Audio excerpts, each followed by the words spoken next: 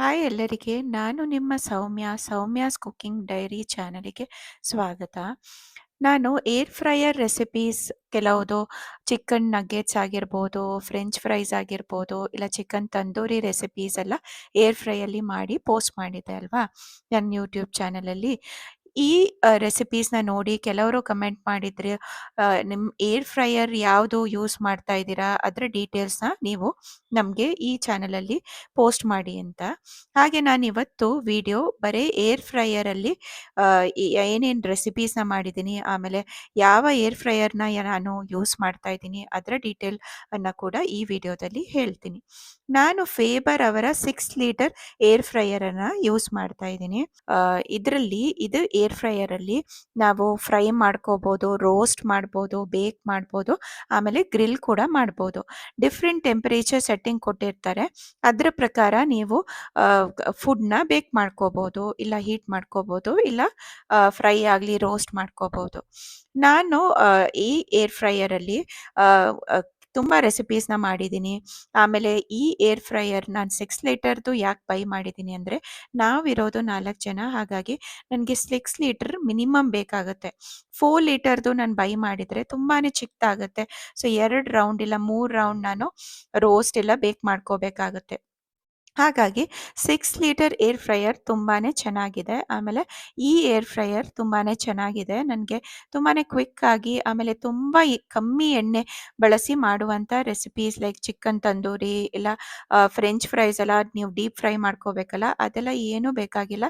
ಬರೀ few drops of ಆಯಿಲಲ್ಲಿ ನೀವು French fries ಮಾಡ್ಕೋಬೋದು, ಇಲ್ಲ ಚಿಕನ್ ತಂದೂರಿ ಮಾಡ್ಬೋದು, ಚಿಕನ್ ಟಿಕ್ಕಾ ಆಗಿರ್ಬೋದು, ಇಲ್ಲ ಪನ್ನೀರ್ ಗ್ರಿಲ್ ಆಗಿರ್ಬೋದು, ಪನ್ನೀರ್ ತಂದೂರಿ ಆಗಿರ್ಬೋದು. ಅದನ್ನೆಲ್ಲ ನೀವು ತುಂಬಾನೇ ಈಸಿಯಾಗಿ 85% ಆಯಿಲ್ ರಿಡಕ್ಷನ್ ಇಂದ ನೀವು ಇದನ್ನ ಮಾಡ್ಕೋಬಹುದು. ಕಮ್ಮಿ ಅಂದ್ರೆ ಕಮ್ಮಿ, few drops of oil use ಮಾಡಿ ಮಾಡುವಂಥ ರೆಸಿಪೀಸ್ಗಳನ್ನು ಇದರಲ್ಲಿ ನೀವು ಚೆನ್ನಾಗಿ ಮಾಡ್ಕೋಬಹುದು. ಅದೇ ನೀವು deep fried items like puri ಆಗಿರ್ಬೋದು, ಇಲ್ಲ ವಡ, ಅದೆಲ್ಲ ಚೆನ್ನಾಗಿ ಬರಲ್ಲ.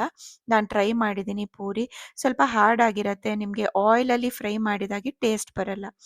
ಹಾಗೆ ನಿಮ್ಮದು ಈ ತಂದೂರಿ ಐಟಮ್ಸ್ ಆಗಿರ್ಬೋದು, ಡ್ರೈ ಐಟಮ್ ಎಲ್ಲ ನಾನು ಅಫ್ಘಾನಿ ಟಿಕ್ಕಾ ರೆಸಿಪಿ ಮಾಡಿದ್ದೀನಿ. ಅದೆಲ್ಲ ತುಂಬಾನೇ ಸಾಫ್ಟ್ ಆಗಿರುತ್ತೆ ಒಳಗಡೆಯಿಂದ, ಆಮೇಲೆ ಹೊರಗೆ ತುಂಬಾನೇ ಕ್ರಿಸ್ಪಿ ಆಗಿರುತ್ತೆ.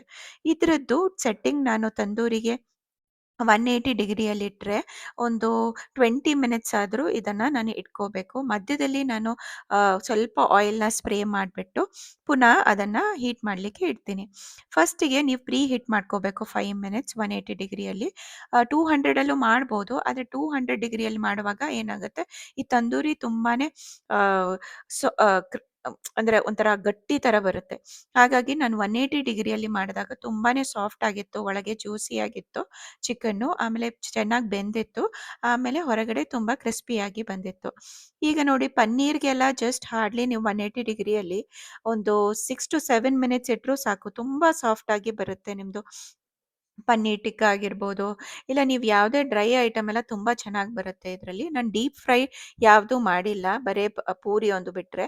ಬಾಕಿ ಎಲ್ಲ ಅಷ್ಟೊಂದು ರಿವ್ಯೂಸ್ ಕೂಡ ಚೆನ್ನಾಗಿಲ್ಲ ಡೀಪ್ ಫ್ರೈಗೆ. ಹಾಗಾಗಿ ನಾನು ಇಂಥ ರೆಸಿಪೀಸ್ನ ಜಾಸ್ತಿ ಮಾಡ್ತೀನಿ ಈ ಏರ್ ಫ್ರೈಯರಲ್ಲಿ. ತುಂಬ ಚೆನ್ನಾಗಿ ಬರುತ್ತೆ. ನನಗೆ ಮೈಕ್ರೋವೇವ್ಗಿಂತಲೂ ಈ ಏರ್ ಫ್ರೈಯರ್ ತುಂಬ ಚೆನ್ನಾಗಿ ಅನಿಸ್ತು.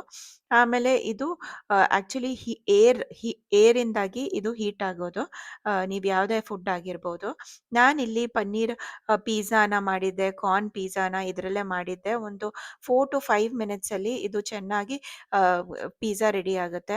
ಆಮೇಲೆ ಫ್ರೆಂಚ್ ಫ್ರೈಸ್ ಕೂಡ ಮಾಡಿದ್ದೀನಿ. ಫ್ರೆಂಚ್ ಫ್ರೈ ರೆಸಿಪಿ ಆಗಿರ್ಬೋದು, ಕೆಲವು ರೆಸಿಪೀಸ್, ಹೊಸ ಹೊಸ ರೆಸಿಪೀಸ್ನ ನಾನು ಪೋಸ್ಟ್ ಮಾಡ್ತೀನಿ. ಆಮೇಲೆ ಕೆಲವ್ದು ಪೋಸ್ಟ್ ಮಾಡಿದ್ದೀನಿ ಆಲ್ರೆಡಿ ಚಾನಲಲ್ಲಿ, ನೀವು ಅದನ್ನು ನೋಡ್ಬೋದು.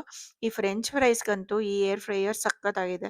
ನಿಜ ಹೇಳ್ಬೇಕಂದ್ರೆ ಎಷ್ಟು ಕ್ರಿಸ್ಪಿಯಾಗಿತ್ತು ಫ್ರೆಂಚ್ ಫ್ರೈಸ್ ಅಂದರೆ, ತುಂಬ ಚೆನ್ನಾಗಿ ಬಂತು. ಆಮೇಲೆ ಬರೀ ಒಂದು 10 ಮಿನಿಟ್ಸಲ್ಲಿ ನಿಮಗೆ ಈ ಫ್ರೆಂಚ್ ಫ್ರೈಸ್ ರೆಡಿ ಆಗುತ್ತೆ. ಆಮೇಲೆ ಏನು ಆಯಿಲೇ ಯೂಸೇಜ್ ಇಲ್ಲ ಇದಕ್ಕೆ. ತುಂಬ ಕಮ್ಮಿ ಆಯಿಲ್, ಅಂದರೆ may be hardly 1/4 tea spoon ಹೇಳ್ಬೋದು. ಯಾಕಂದರೆ ಜಸ್ಟ್ ಸ್ಪ್ರಿಂಕಲ್ ಮಾಡಿದ್ರೆ ಆಯಿತು ಆಯಿಲ್ ಮೇಲಿಂದ. ಅಷ್ಟು ಕ್ರಿಸ್ಪಿಯಾಗಿ ಬರುತ್ತೆ. ತುಂಬ ಚೆನ್ನಾಗಿದೆ ಫ್ರೆಂಚ್ ಫ್ರೈಸ್ಗೆ, ಚಿಕನ್ ನಗೆಟ್ಸ್ಗೆಲ್ಲ ತುಂಬ ಚೆನ್ನಾಗಿ ಬರುತ್ತೆ. ಆಮೇಲೆ ಈ ಏರ್ ಫ್ರೈಯರ್ ಕ್ಲೀನಿಂಗ್ ವಿಷಯ ಬಂದರೆ ತುಂಬ ಈಸಿ. ಏನಂದರೆ ನಾವು ಸ್ವಲ್ಪ ಲಿಕ್ವಿಡ್‌ನ ಹಾಕಬೇಕು. ವಿಮ್ ಲಿಕ್ವಿಡ್‌ನ ಹಾಕಿದ್ದೀನಿ. ಆಮೇಲೆ ಅರ್ಧ ಟೀ ಸ್ಪೂನಷ್ಟು ಬೇಕಿಂಗ್ ಸೋಡಾನ ಹಾಕ್ಕೊಂಡು, ನೀವು ಹಾಟ್ ವಾಟರ್ ಹಾಕಿ ಒಂದು 10 ನಿಂದ 15 ನಿಮಿಷ ಈ ಥರ ಬಿಡಬೇಕು ನೀರು ಹಾಕ್ಬಿಟ್ಟು. ಎಲ್ಲ ಜಿಡ್ಡಾಗಿರ್ಬೋದು, ಇಲ್ಲ ಎಣ್ಣೆ ಅಂಶ ಆಗಿರ್ಬೋದು ಎಲ್ಲ ಆಚೆ ಬರುತ್ತೆ.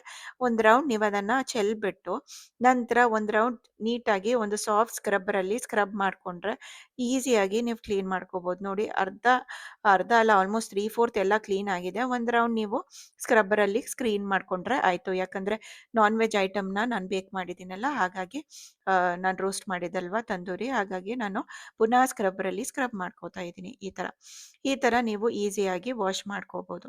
ಇದು ನನಗೆ ತುಂಬ ಇಷ್ಟ ಆಯಿತು. ಯಾಕಂದರೆ ಸ್ಪೆಷಲಿ ನನಗೆ ಫ್ರೆಂಚ್ ಫ್ರೈಸ್‌ಗೆಲ್ಲ ಅಷ್ಟೊಂದು ಆಯಿಲ್ ಯೂಸ್ ಮಾಡಿ ಫ್ರೆಂಚ್ ಫ್ರೈಸ್ ಮಾಡೋದಾಗಲಿ, ಇಲ್ಲ ತಂದೂರಿ ಆಗಿರ್ಬೋದು, ಇಲ್ಲ ನಾನು ಪಿಜ್ಜಾ ಎಲ್ಲ ಮಾಡುವಾಗ ನನಗೆ ಇದು ತುಂಬ ಹೆಲ್ಪ್ ಆಗುತ್ತೆ. ಸೊ ನಿಮಗೆ ಏನಾದರೂ ಏರ್ ಫ್ರೈಯರ್ ಬೈ ಮಾಡೋ ಪ್ಲಾನ್ ಇದ್ದರೆ ಈ ಫೇಬರ್ ಅವರ 6 ಲೀಟರ್ ಬೈ ಮಾಡ್ಕೋಬೋದು. ಇಲ್ಲ ಬೇರೆ ಬ್ರ್ಯಾಂಡ್ಸಲ್ಲೂ ಕೂಡ ಇದೆ. ಪಿಜಿನ್ ಆಗಿರ್ಬೋದು, ಪ್ರೆಸ್ಟೀಜ್ ಆಗಿರ್ಬೋದು, ತುಂಬ ಬ್ರ್ಯಾಂಡ್ಸ್ ಇದೆ. ಬಟ್ ನನಗೆ ನನ್ನ ಫ್ರೆಂಡ್ ಆ್ಯಕ್ಚುಲಿ ಇದನ್ನು ಸಜೆಸ್ಟ್ ಮಾಡಿದರು. ಹಾಗಾಗಿ ನಾನು 6 ಲೀಟರ್ದು ಬೈ ಮಾಡಿದೆ. ಅವ್ರು ನನಗೆ 6 ಲೀಟ್ರೇ ಬೈ ಮಾಡು, 4 ಲೀಟರ್ ಬೈ ಮಾಡಬೇಡ, ತುಂಬ ಚಿಕ್ಕದಾಗುತ್ತೆ ಅಂತ ಹೇಳಿದ್ರು. ಹೆಲ್ಪ್ ಆಗಿದೆ ಅವ್ರದ್ದು ಕಮೆಂಟ್ಸು, ರಿವ್ಯೂ. ಸೊ ಈ ವಿಡಿಯೋ ನಿಮಗೆ ಇಷ್ಟ ಆದರೆ ದಯವಿಟ್ಟು ವಿಡಿಯೋನ ಲೈಕ್ ಮಾಡ್ಲಿಕ್ಕೆ ಮರಿಬೇಡಿ. ಆಮೇಲೆ ಚಾನಲನ್ನು ಸಬ್ಸ್ಕ್ರೈಬ್ ಮಾಡಿ. Thank you.